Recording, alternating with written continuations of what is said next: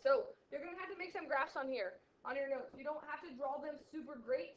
You don't have to draw them super big, but we're going to have 10 graphs, and we're going to write the domain and range and maybe some characteristics about it. So you might just want to just make, small little graphs, make them as big as you want, I guess. But if it were me, I wouldn't even mark like 1, 2, 3, 4, 5 on it. I would just make the basic shape, but it's up to you. They're your notes, right?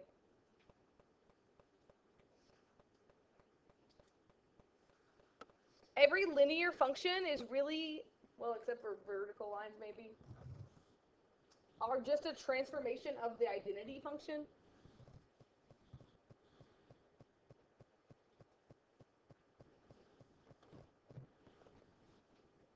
You could just print these out at the end, Okay, all right. Just trying to help you out. Right, and so f of x is the same as y. This is just y equals x. So it's called the identity function because whatever you plug in for x, you get back for y, right? Like 0, 0, 1, 1, 2, 2, 3, 3. What's the domain of this function?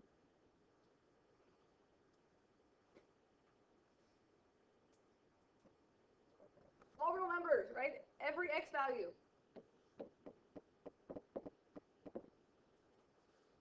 What's the range of this function?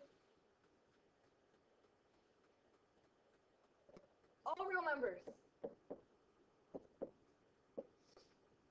If you're a set notation person, writing all real numbers is a little more difficult. Just a little side note here. You could say x is a real number. The math way to say that, like if you wrote x as a real number, I would count that right. But just so you know, the math way of doing this is you make this lovely little e. X is an element of the real number system, which is this R with the double bar like that. Ooh, that's very fancy math there. But I like it. You didn't even write as an element of.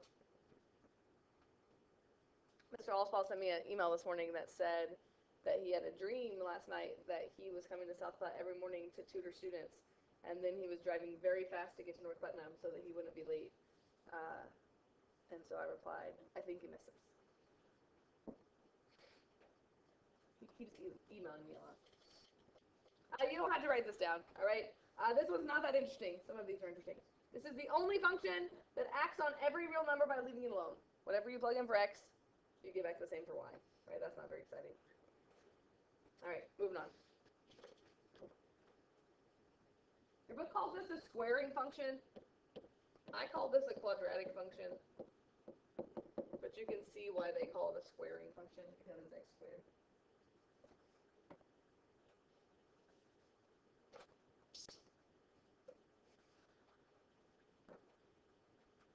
I'm going to wear that. Maybe like fall break, you get it off around then? That sounds like a bunch of toy. They said it might be a month. You could just learn to write with the other hand. Like it would take me an hour to write. There's this kid a long, long time ago, Nathan Welty, when he graduated, like 2010, I think he graduated. He broke his arm or did something to his arm, and he couldn't use it at all. So he did all his tests with his left hand. But the hard part became like holding your paper still. Like you don't ever really think about like when you're writing, like holding your test still. So we would scotch tape it. So like I would scotch tape it to his desk so it would stay there, and then he would do it with his left hand. And then he would let me know when he needed me to turn the page over, and then we'd scotch tape it down again. He got pretty good at writing with it, but we always had to scotch tape the individual pages down. That's why I said, like, I wouldn't stress, like, today's really just graphs, like examples. Right, like examples are worth trying to write down, but this you could just print out later and save yourself the struggle. I was trying to like write because we had to write an essay or something for English, and I tried to do it on the computer, but just doing this was like terrible. So I like just took off my slate. I was sitting there like dragging my arm across the paper, like trying to do. My mom like walks in, she's like, "Put it back on." I was like, "I can't write." Or if it helps, maybe bringing another desk over, so like you could have your arm propped up on the desk, and I don't know. It's very, yeah, that's a struggle. X squared, hopefully you feel good about X squared. It's a curved graph, not a pointed graph. What would the domain of this function be?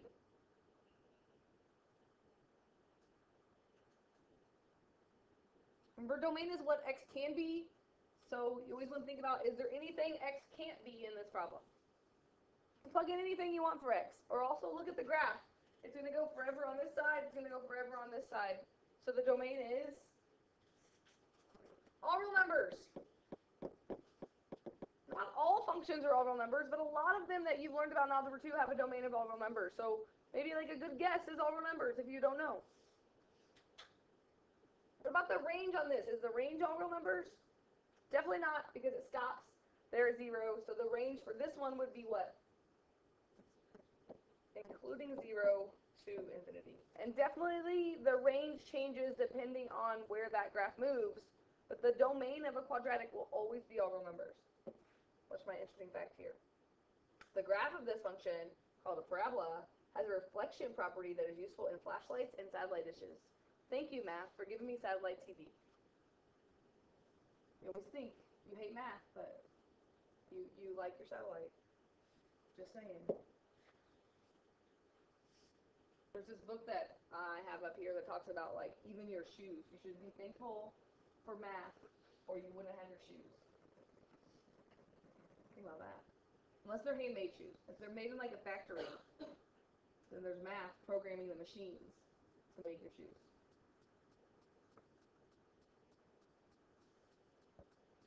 Cubing function, I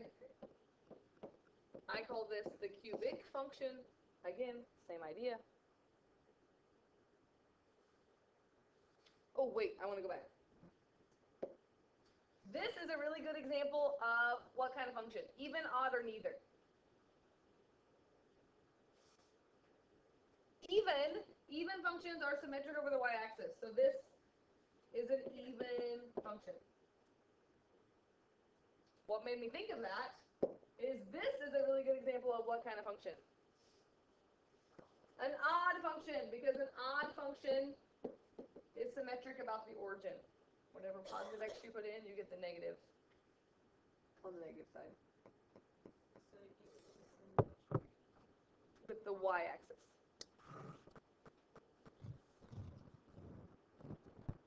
And odd means symmetric about the origin. Those are our maybe Thursday notes. What would the domain of this be?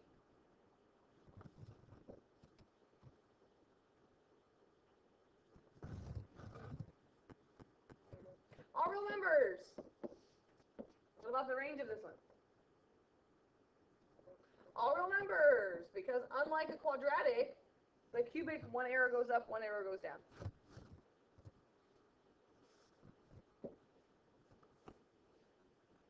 This isn't that interesting. Not as interesting as satellite dishes. But this point right here, notice that this function is increasing the whole time, right? So that's not a max or a min. It has a special name called a point of inflection, and that's because it changes curvature at that point, but it still stays increasing the whole time. If you take calculus, you'll talk lots about points of inflection. The one on the homework quiz had a little point of inflection on it where it was still increasing the whole time. That was the neither answer on that one. Okay? Can I go?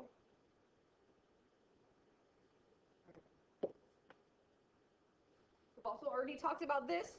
Again, reciprocal function because it's just 1 over x, also known as a rational function.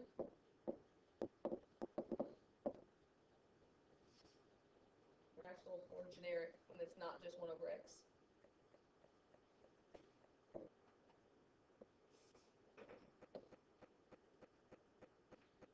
Again, that shape that we've been dealing with, the worksheet that we did on Friday,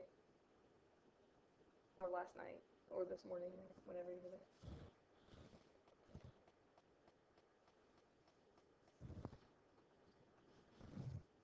So this is where we start getting into domain and ranges being a little more complicated. Because this graph has both a vertical and a horizontal asymptote, the domain and range are neither one all real numbers. What's the value that I'm not ever allowed to have on this function for x? 0, right? There's a vertical asymptote at 0. It's never going to touch 0. So we want to say the domain is everything but 0. And again, we talked about this last week. There's two ways you could do this. I like interval notation. I'm going to say negative infinity up to 0, skip over it, so union 0 to infinity. But this is where a lot of people switch back to interval or to set notation. So just a little reminder that set notation would be here, just x cannot equal 0. Right? So that's why people like set notation better. What would the horizontal asymptote be on this? Using our rules that we talked about last week. The degree of the numerator compared to the degree of the denominator.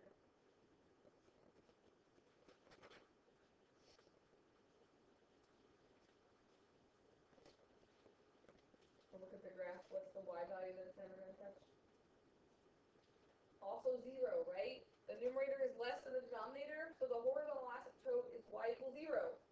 If it has an asymptote of y equals 0, it means the range isn't going to reach there on that. Which, yes, we talked about on Friday that sometimes that's a lie. But on this one, the range is the same. Negative infinity to 0, union 0 to infinity.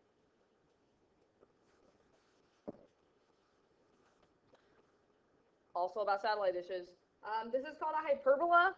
These two little shapes like that. Also useful in satellite dishes.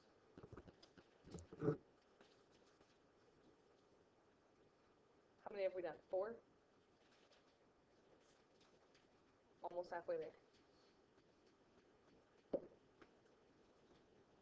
Square root function. We've also talked about so far this year.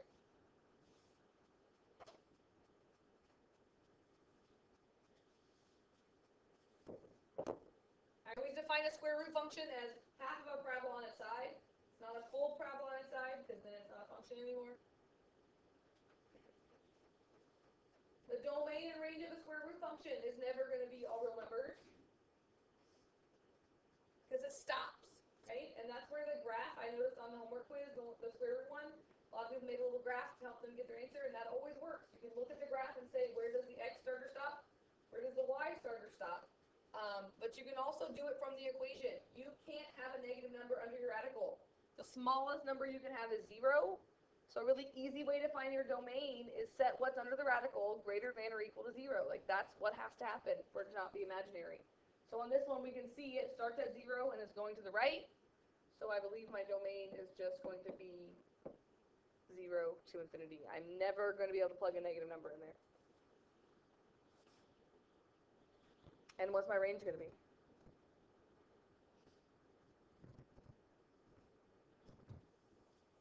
When I plug 0 in there, what do I get? 0, and it's also going up and not down, so that tells me it's 0 to infinity as well.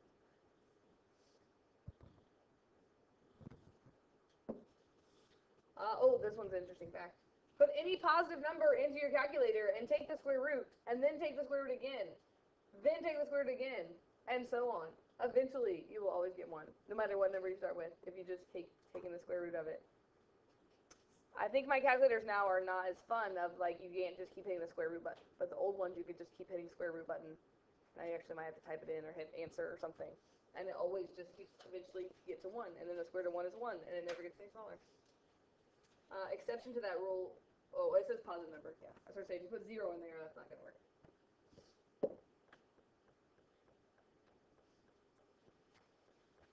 Absolute value function. Very easily confused with this quadratic, because for some reason people like to make their quadratics pointy, but very different. A quadratic is a curve, it goes up really fast. Absolute value is V, it's a sharp point. Definitely the absolute value symbol. Just so you know, graphing calculators can graph absolute value, and the button on the graphing calculator says ABS, so just know that sometimes this book uses ABS instead of the absolute value bars, and it just means the same thing. Since this really looks like a quadratic except for it's pointed, it is different points as well, but I believe the domain and range of this should be the same as a quadratic, right? The x stops at, the x never stops, right? All the positive x values are used, all the negative x values are used, so the domain is all real numbers.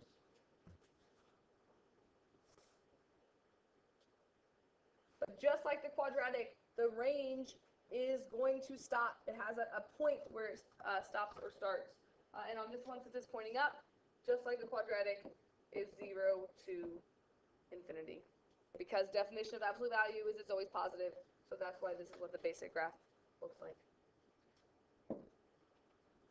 And then they just talk about that this is one of the only graphs that we deal with that has a really sharp point or a corner.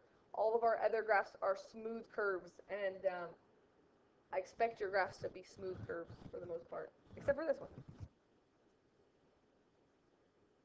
Oh, it's exactly what I said. Okay, moving on. Oh, remember this one from last year? Step functions. I think you blocked it out. Mr. Gressick is teaching this right now. He came last week to me and said, so I'm teaching step functions today, and I think I failed miserably. And I said, it's okay. Everyone always hates step functions. Don't feel it. Oh, piecewise. Piecewise, he was saying. I said, everyone always hates piecewise.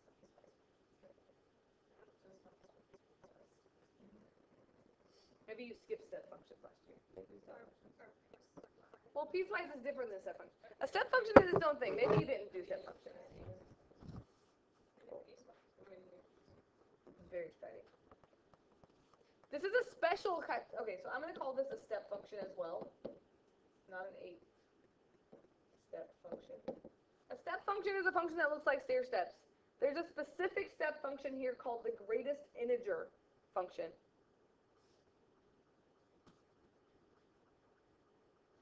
So notice it's just these little line segments, and one side's filled in circle, and one side is an open circle.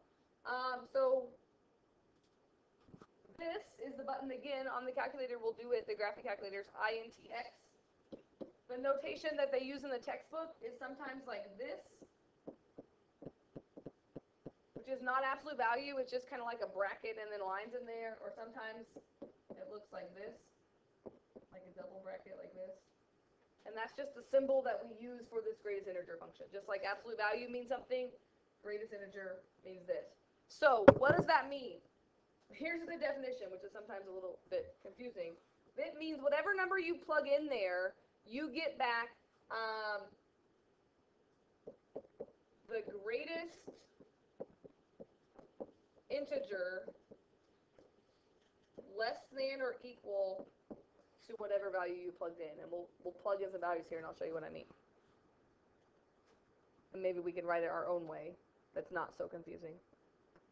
Because the word greatest, I think, throws people off sometimes.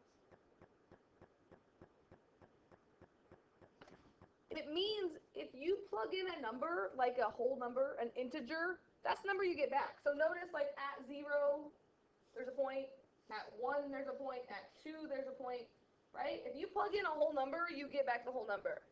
If you plug any other number, like a decimal or a fraction, the rule is that you get back the greatest integer less than or equal to that number. That always means round down to the next lowest integer.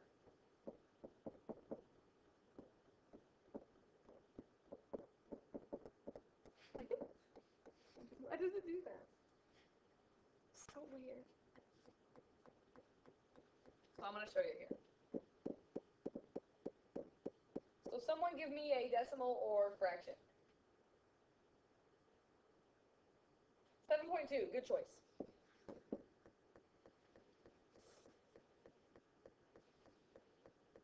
7.2, the rule is if it's a decimal or fraction, you round down to the next integer. What's the closest integer if I round down from 7.2? People do great with that one. What if I picked 7.96?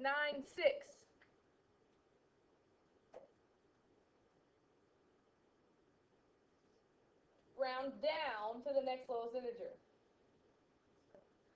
Also 7.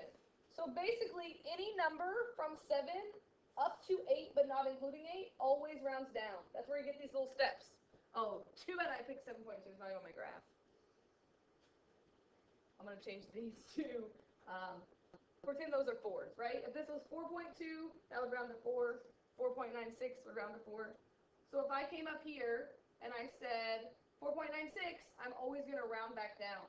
So every number between 4 all the way up to 5 rounds down to 4. Then it's an open circle, because at 5, I jump back up here to the next one. So if we kept going here, this was 6 and this was 7, at 6, it would go up like that, and at 7, it would go up like that. Does that kind of make sense? Where does that come into play? When would I ever use this in my real life, right? That's what people like to ask me. Anyone that charges by the hour, right? Like if you go to a lawyer, you go to a therapist, even if you're not there for an hour, they usually charge you for the whole hour. So that would be like an example of that, of a step function. Okay. Oh look, similarly functions are called step functions. It doesn't show up that often. It's just something different to. We like this because the domain and range is pretty exciting. Well, what about the domain of this? It's not that exciting. Is there any number I'm not allowed to plug in there for x? I can plug whatever I want. I can plug in decimals, I can plug in fractions. I can plug anything I want in there. So that means my domain is all real numbers.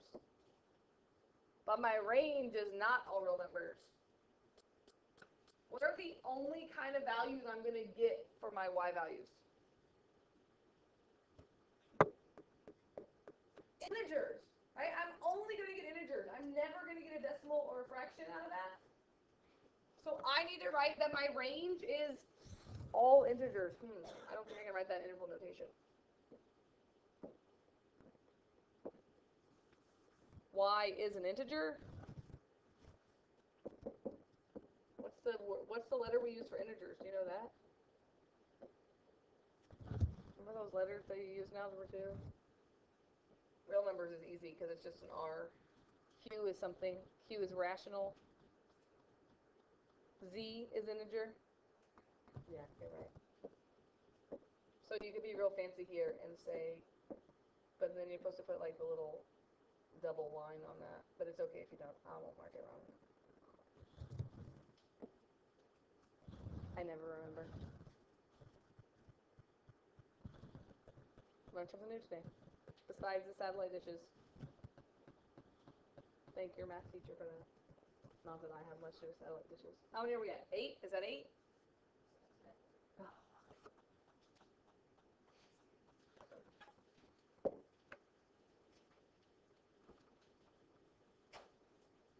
The good news is there's kind of a lot of notes today with all these graphs. But the homework isn't that bad today. Because it's a lot of just matching. Last year you also talked about logarithmic functions and exponential functions. We're really going to just talk about the two special functions here for log and exponential. And that's that e to the x. Right? You can really graph any number to the x power, 2 to the x, 3 to the x, 5 to the x. But e to the x has a lot of applications. And you just have this lovely graph. We did that one on our homework the other day about asymptotes that was like 2.5 to the x or something. This is called the natural exponential function, I do believe. The domain of this, again, look at the graph. The x is going to forever go this way, and this side's going to go up, which is going to include all of this. Or think about, I can plug whatever I want in for x, which is why the domain is all real numbers. With an exponential function, the range is never going to be all real numbers because there are certain numbers you can't get back from that. And looking at the graph, you should see we never get negative numbers. And we actually are never even going to get 0 from here because no matter what number you plug in there for x, it's never going to be negative, it's never going to be 0. So they're always going to have a horizontal asymptote. And if no transformations happen, that's going to be to 0. So not including 0 to infinity because it never actually gets to 0. It just gets really, really close to it.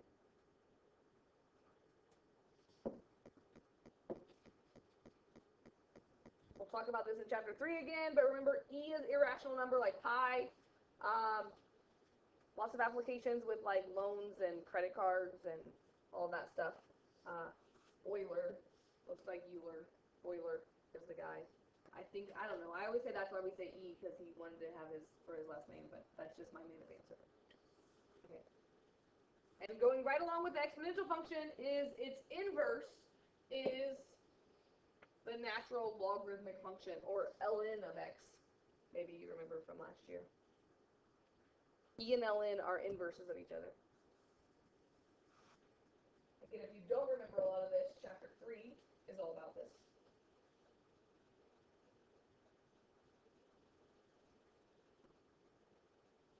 Remember anything about inverses? The definition of inverse is the domain and the range switch. So if you look at the domain and range for the one we just did, and the domain and range of this, they should be exactly the opposite. Because definitely the domain on this is not all real numbers, because it never gets to the negative side. You can't take the logarithm of a negative number, or ln of a negative number.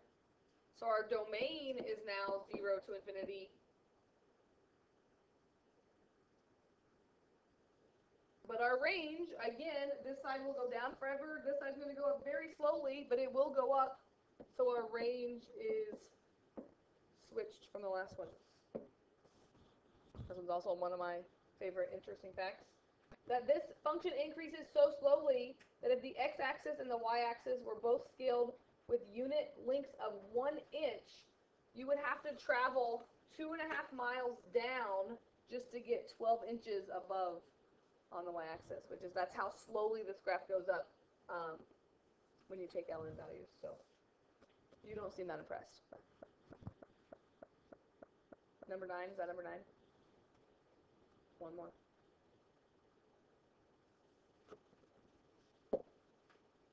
The logistic function. You're not ever going to graph the logistic function, but it comes up in application problems. Maybe if you've been in a biology class lately, you've seen a logistic function. Logistic functions are done with population.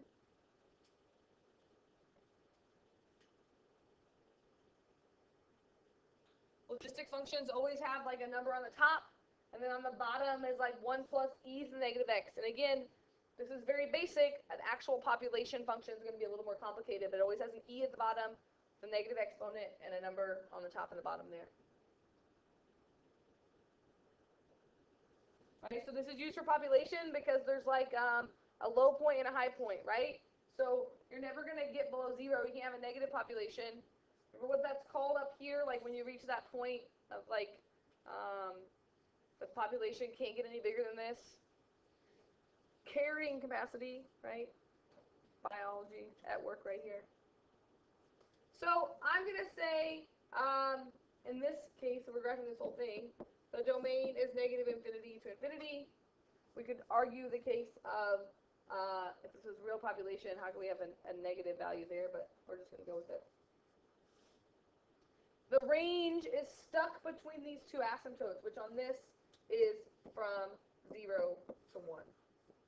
Whatever that carrying capacity is would be that top asymptote on the different problems.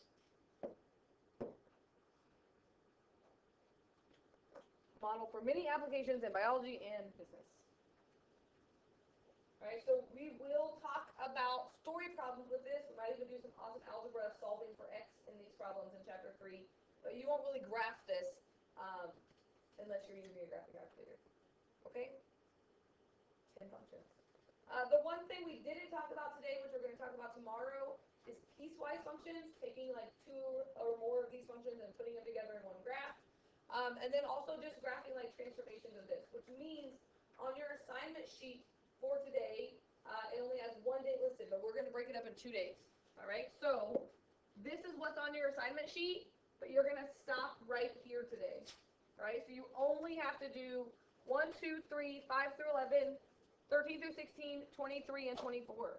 Most of those are matching questions, like matching a graph with its name, or saying which of the graphs all have a domain of all real numbers, and which of the graphs have a range of this. And using your notes or using what's in your book, because all this stuff's in your book as well, you should be able to answer those pretty well. But the first ones up through 11 are matching a graph with an equation. And then there's a bunch of questions about which one has a point of discontinuity or stuff like that. And then tomorrow we'll get into graphing both transformations and piecewise functions. We'll do 1-4 on Wednesday, kind of review work quiz on Thursday and have a real quiz, not a homework quiz, on Friday.